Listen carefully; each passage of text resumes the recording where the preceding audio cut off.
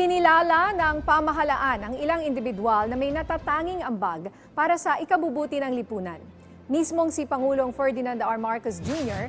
ang naggawad ng Medallion of Excellence sa 10 awardee ng 2023 Metro Bank Foundation Outstanding Filipinos.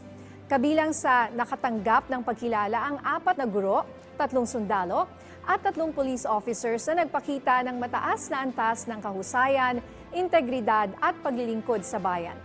Sa talumpati ng Pangulo, iginiit niya na patunay lamang ito ng kagalingan ng mga Pilipino.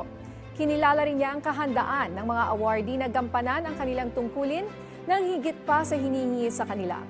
Dagdag pa ng Presidente, mahalagang kilalanin ng mga lingkod bayan na nakakapag-ambag ng pagbabago sa lipunan, sa sarili nilang kaparaanan at sa pagkilalaan niya nito ay nabibigyang parangal din ang mga Pilipino. Kasabay nito, hinimok ng Pangulo ang mga awardee na patuloy na maglingkod sa lipunan para sa mas produktibo, mapayapa at maunlad na bansa.